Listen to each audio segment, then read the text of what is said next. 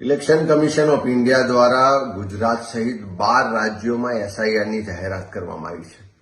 SIR પર પહેલા પણ એની કાર્યવાહી, એની પદ્ધતિ પર ખૂબ મોટા પ્રશ્નો ઉભા થયા છે. બિહારમાં જે રીતે ચોક્કસ વર્ગ વિસ્તારને પોલિટિકલ પાર્ટીના મતદારોને જાણી જોઈને એનું મતદાર યાદીમાંથી નામ કમી થઈ જાય, એક રાજકીય એજન્ડા સાથે રાજકીય પાર્ટીઓને નુકસાન થાય અને જે ભારતીય જનતા પાર્ટી છે એને ફાયદો કરાવવા માટે ઇલેક્શન કમિશન કામ કરતું હોય એવું સ્પષ્ટ લોકોના આક્ષેપને પુરાવા મળ્યા છે.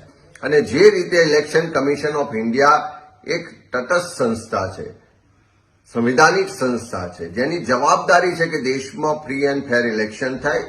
અને ફ્રી એન્ડ ફેર ઇલેક્શન ત્યારે જ થઈ શકે જ્યારે મતદાર યાદી સાચી હોય.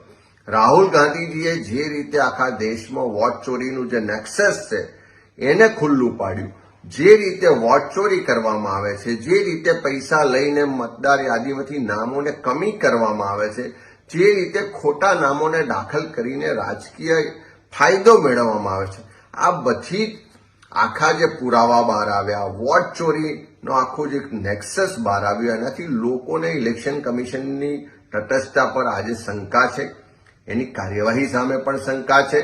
આજે પણ ઇલેક્શન કમિશને વોટ ચોરી બાબતે કોઈ એવો ખુલાસો નથી કરી શકી કે જેથી લોકો એની નિષ્પક્ષતા પર ફરી વિશ્વાસ કરે. જ્યારે એસઆઈઆરની જાહેરાત થઈ છે ત્યારે એમ કહેવામાં આવે કે વિદેશના લોકોના નામ આપણી મતદાર યાદીમાં દાખલ થઈ ગયા છે. દેશમાં પણ 10 વર્ષથી મોદી સરકાર છે, ગુજરાતમાં તો 30 વર્ષથી ભાજપની સરકાર છે. જો કોઈ બાંગ્લાદેશથી, પાકિસ્તાનથી, બીજા દેશમાંથી લોકો અહીંયા આવીને વસ્યા તો એ જવાબદારી કોની છે? એની ચકાસણી કરવાની, એની રોકવાની જવાબદારી કોની છે? અને આજે એસઆઈઆર કરો છો તો કોઈ વિદેશથી આવેલા લોકો માટે કરો છો કે કોઈ પોલિટિકલ એજન્ડા સાથે કરો છો, એ પણ ઇલેક્શન કમિશન ઓફ ઇન્ડિયા ખુલાસો કરે. સાથે સાથે નિયમ મુજબ જે રાજ્યોમાં ચૂંટણીઓ ડ્યુ હોય, 1 વર્ષ કરતા ઓછો સમય બાકી રહ્યો હોય, ત્યાં એસઆઈઆર કરતા પહેલા એ વાતોને ધ્યાનમાં રાખવાની હોય છે. ગુજરાતમાં લોકલ બોડીઝની ચૂંટણીઓ જાન્યુઆરી ફેબ્રુઆરીમાં ડ્યુ છે.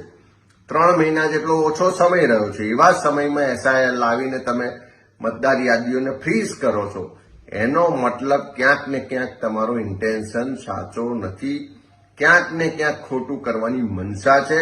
ત્યારે અમે ઇલેક્શન કમિશનને પણ કહેવા માંગીએ છીએ કે દેશના બંધારણે એક વ્યક્તિ એક વોટનો અધિકાર એક ભારતના વાસીને આપ્યો છે, ત્યારે એક પણ વ્યક્તિનો અધિકાર છીનવવા નહીં દઈએ.